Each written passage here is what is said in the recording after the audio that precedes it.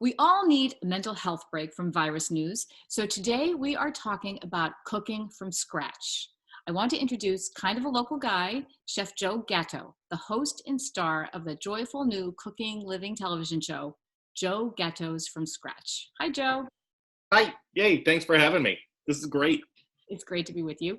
So I love this show. I love all the local stuff. I love how joyful you are and your family's in it. But let's start with you, who you are and where you started with this love of cooking. Oh, sure.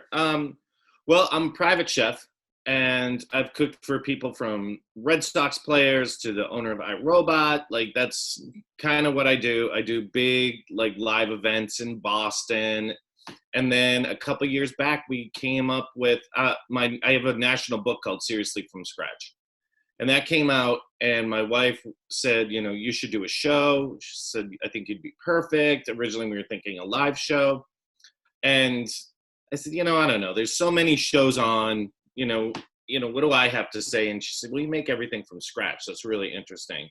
And, making everything from scratch, as you know from watching the show, means, I'm hand forging my own knives. I'm making my own charcoal, pulling water out of the Atlantic, make salt, like going all the way. So I have a film background, as my wife does. That's actually how we met, on the set of a film I was directing.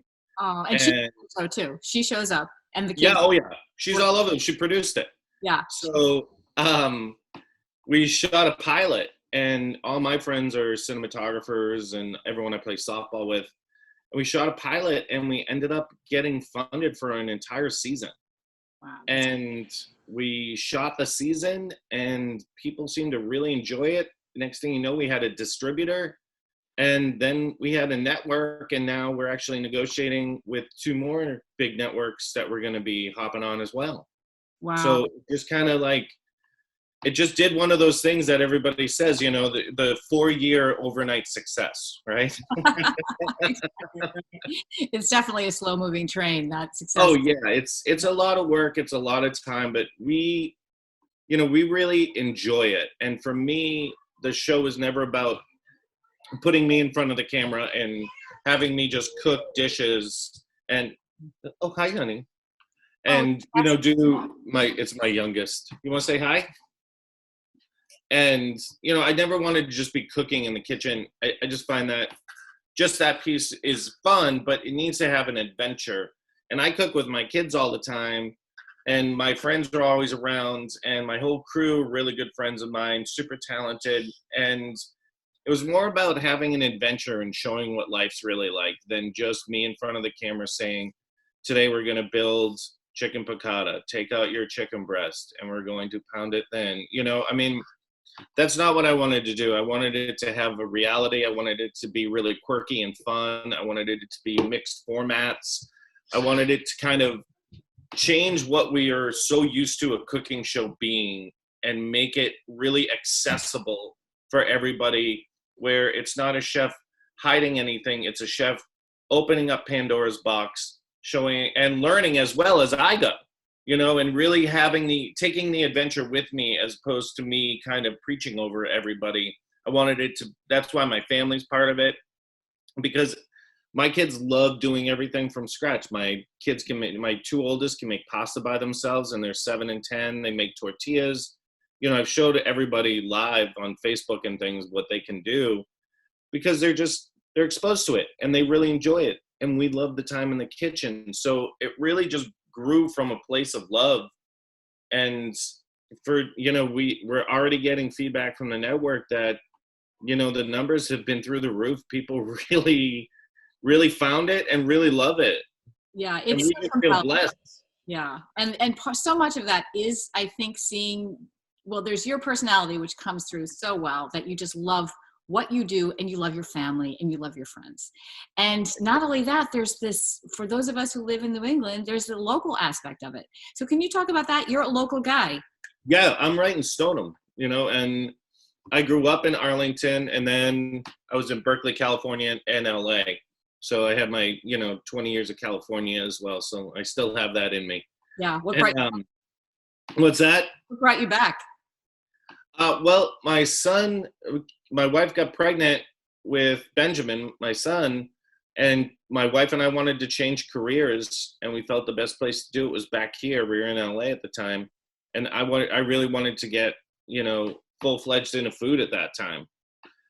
And that's what we did. My wife does real estate, so we also flip houses. So we're busy. We have 3 kids, and the whole aspect of doing it local really, I thought, was really important, because the purveyors around here are amazing. And what you can find around here is, it blows my mind. So And I love purveyors, Go ahead. There's really a lot of, I know people are describing it as Anthony Bourdain style, but I think it's Anthony Bourdain really micro New England. Do you feel like that's kind of, and it's so, for those of us who live here, and for those of us who don't, those people who don't, it's just a great way to dive deep into an area, a region, right? I think you really find what the backbone is of that region. And that's what I loved about, I had such a great time making the show, and when you meet these purveyors, they're the most beautiful combination of scientists and artists, because they have to understand all the science to make it work, but they have that artistic sensibility that makes everything just really unique and beautiful. And from lobstering to, making hand forging knives, we really try to explore the region and what it had to offer. And we could have made another season out of it with ease. And the people we met were so giving of their time and their craft. I learned so much in that first season that, my wife says it's, infectious, because I get so excited about it and I'm so passionate about it, because I do. I feel that even talking about, season 2 now and what I want to do, it's, you can really feel, I'm getting really excited to start exploring again, because it's showing people what's out there is really amazing. So give us, our viewers, just maybe sketch out one episode. There's a particular episode that I don't want you to sketch out, because we'll get to that. But sketch out some of the great purveyors you met in another episode. Sure. Come here for a sec, honey. Okay, my daughter wants to say a quick hello. She loves being on camera. This is my daughter, Cassie, who's one of the stars of From Scratch. Hi, Cassie. I saw you in the digging for clams. Do you remember when you did that? Do you remember the clammy when you spit that back into the... Yeah. And I'm at the very beginning of the Reuben. That's right. She's at the very beginning of the Reuben episode. We make bread with my mom. So I'm going to take them through a quick episode of things we do. So the first episode that we did was a New England Clambake. So we started off by lobstering and really getting out there on the water. That's my son, Benjamin, another star of the show. Yeah. And, I really had to be the stern man and really lobster by Sweetie Pie and, really work. And after you do something like that, you realize just how hard it is. Lobstering is no joke. Where'd you go lobstering? And then that was up the Cape with Dave Cassoni. It was it was such a fun day. He's a riot. You can see him in the episode. He's an absolute blast. And he's an expert. He teaches other lobstermen what it's about and how it works. So it was a great learning experience. From there we went clamming in the marshes with the kids. And, that was the next step. And then we literally went down to the Cape on a private beach, and we did a real old school New England camp. We dug the hole. We lit the fires. We did it all. And then the cast and crew, we had a party. And that's kind of how all the shows work. Even the upcoming ones this weekend, we do a pizza party, but making the pizza, I make the dough, but it's a beer dough. So we go and pick the hops and we make the beer, and then we make the beer that goes in the dough. We grind the flour, and then we're making the charcuterie. We're making the pepperoni from scratch that we're going to use. And then we had a party in Portland, Maine. And in the middle of Portland, Maine, there was 1,000 people. We fed people all day pizzas. We had a big fire oven that we drove up, and we just fed people all day, because we felt the best way to really show how good this food is, we pulled the fresh mozzarella. I went and milked the cows. It was, and people were freaking out at how good it was. And we had the whole town, Portland, Maine was just eating pizza, having a blast with us. And it becomes something that I think the biggest thing with food for me is sharing. And I think that's really what comes through. I love sharing it with my family. I love sharing it with my friends. Let it be the food itself or the knowledge, but mostly I love shoving things in people's pie hole because that's kind of like my deal. But, we really wanted to explore, like making a pizza seems like it would just be a couple things, but when you're milking cows and you're making beer and you're making charcuterie, it becomes this really fun adventure. And I'm not telling anyone, I get this a lot, I'm not saying to anyone, you have to make every single element, but hey, get some curd and pull fresh cheese with your kids. And when you eat that cheese, you're going to understand what the difference is. And you're going to say, oh, okay, maybe next time I'll make the dough. Yep. Or, I'll try my hand at this. You don't have to make everything in the burger episode, but grind your own meat once and see if you make your own custom grind, how good that is and how cool it is and how satisfying it is. So I understand in one episode, you went looking for salt. Do you want to tell us about that episode and where you went? Yeah, that's the Reuben episode, which is really fun because I'm a deli freak. And I might have to inform the neighbors that, it's creepy. I just love the delis. We just were in New York and, have to go to Cats. It's just, yeah. For me, it's always been one of my favorite things. I love the comfort of it.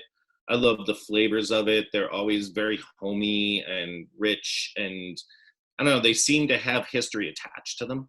Yeah, they taste like and yeah, when you eat a Reuben, it's just, I feel like you can taste, the grandmother's, that little touch. And so when we were doing, we did pastrami and corned beef in this episode, and I broke down, you'll see in the episode, I won't give everything away, but I do break down a whole cow or half a cow. So, because I want people to see where food really comes from. Exactly. I think it's important. That, yeah. Right. And we needed to make a brine because that's how you do it, because it's literally, it's pickled. I mean, corned beef is pickled. It's just called corned. Right. That's what pickled is. And we wanted to get real salt. So we trucked up to Gloucester to a company that was there called Atlantic Salt Works, and watch the episode. You'll see I'm in the ocean. I'm pulling that water out, and we go back and we make salt from scratch. And it's such an interesting process, and you realize that it's something you can do. Yeah. And it's not something you do all the time, but when you do something like that and you learn how the crystallization works, and all of a sudden you just kind of have more of an appreciation when you're looking for something in a grocery store. Wait a second, what's actually in that? Because I know I just made this and it shouldn't have this list of ingredients. It should be one thing, like kosher salt or sea salt. But when all of a sudden you're in iodized, take a look at that label, and just kind of gives you an appreciation. But Gloucester was so much fun because it's so beautiful and it's so historic, and just being on the ocean. I mean, to me, when we were in Gloucester, it felt like that's New England, like picture perfect New England, the coast. It's just so beautiful and serene. Yeah. Did you? What's that? Did you have lunch anywhere? No, we actually went back to my house in Stoneham and I fed the crew. Okay. Which was that's kind of the way we always do it. But I would have loved to eat there. I love Gloucester. I'd love to go back up. And I mean, it really is just one of those iconic, Boston towns where even when you say it wrong, people know what you're saying. Gloucester, people are like, oh, Gloucester, I know what you mean. I have to ask you one question about the salts. I had heard, and I understand that the Atlantic Salt Company is sadly no longer with us, but I had heard that their water source was a secret, that where they went and collected that seawater was a secret. Will you let us know the secret? Can you say? Yeah, we got one barrel from just this one place, but she wouldn't tell me where they went all the time. Oh, okay. She kept it from me as well. We got one barrel for the show from this area that she said worked. One thing she did tell me though, I was like, because I was very curious of, water, no matter where you are, there's a lot of stuff on it, floating, and it just seemed like that's not, but if you go 2 feet below the surface, it's all clean. Oh, interesting. Well, on So that was, I know in the Clambake episode, you cook your corn in seawater, right? yeah, Boil the corn in I do seawater. that all the time now. Well, I wanted to let you know that I once brined a chicken in seawater and then roasted it. It was delicious. Yeah, give it a try. Right. I love that because when I teach pulling mozzarella or making pasta from scratch, I explain to people when you're, cooking your pasta water should be like ocean water, just like when you pull fresh mozz, it should be like ocean water. You're not salting anything in the dough making process or the curd, because all your flavor, when they used to do it in Italy, they'd pull barrels out of the Mediterranean. And that's what they boil in it. So you're getting that beautiful, that's where the real flavor comes from. It's not going to give you high blood pressure. What gives, the mistake people make is that they have a salt shaker on their table. Right. That's what you don't want, because that just means you're under seasoning your food as you're cooking it. So it's just and not, then, it's going to be begging seasoning. Yeah. Right. So if you're seasoning it properly as you go, you don't need that. And that's where that extra salt at the end is, that's usually that, and any kind of frozen foods and things like that, but that's a whole another can of worms. Yeah. Well, it is amazing though when you watch the sauce making process, that this stuff is just everywhere, that we have it in our kitchens so liberally, and it's actually a really difficult process to get salt. Yeah. Right. Yeah. It's such a technique driven, and everybody, it was funny, there's a couple salt people we had talked to, and everybody's process is very secretive. It's like barbecue people down south. You'll never get their rub recipe from them, no matter how close you are to them and how many times you ask. Yeah. They'll always leave out 1 or 2 ingredients. So you get back and try to, duplicate it, and you're like, it's just not the same. It's like when your grandmother used to cook, and she'd cook without measuring, right? And you could never make it the same. That's kind of one of the things I'm from scratch. Yeah. Some do leave out the recipe, the secret ingredient, those grandmothers. Oh, yeah. Those savvy ones. Yeah. They're very savvy. Grandmothers are, yeah, exactly. Very, very savvy. That's what my wife always says I'm like whenever I make something, no matter if it's Mexican, Italian, Colombian. She always says my food always tastes like a grandmother made it. Very homey, very able to connect to. And that's probably how I like to cook. Love. I think there's lots of love there. So, Joe, the episode that includes Gloucester is episode 4, and it's the episode in which you create a Reuben. Yep. So, and for our viewers, that episode can be seen on demand, right? On Pluto TV. Yeah, it's all on Pluto TV. And Pluto TV is an app. 22 million people use it a month. It's just like Netflix, except it's free. And it's laid out just like cable. It's an amazing app. A ton of people know what it is and have it. But it's an incredible, we're so happy that we got picked up by them, because, it's just, my wife's here. You want to say hi real quick? Hi. This is my wife, Carrie. Hi, Carrie. Nice to meet you. You had curly hair when I saw you last on the beach at a Clambake. Oh, that's right. That's right. My summer hair. Yeah. Love the show. I really love it. I love the family in it. I love all the locations. It's just great. The energy. Oh, thank you. Yeah, That's so nice. Thank you. The producer. I know. Good job, producer. Excellent. I do what I can. Yeah. So we're telling our listeners and by the way, I just Googled Joe Gatto from scratch, and the show came up on Pluto TV. So it's as easy as that. Yeah, it really is. And you can go from my website, Joe Gatto's from scratch, and there's buttons you literally click, like right on the front page, and it takes you right to the show. Right. Pluto TV, you download it in 2 seconds, and it's free. And it is a great app. It has, Gordon Ramsay. It has all those kinds of shows. There's tons of movies. And ours is episode 4. They're all on demand. Okay. So they're all accessible. But if you go to my Joe Gatto's from scratch, my website, it's literally just buttons on the front page. And I was recently just a feature article in Blossom magazine. That's also up there as well. Great. So, and you can see all the different episodes. We're putting recipes up on Friday.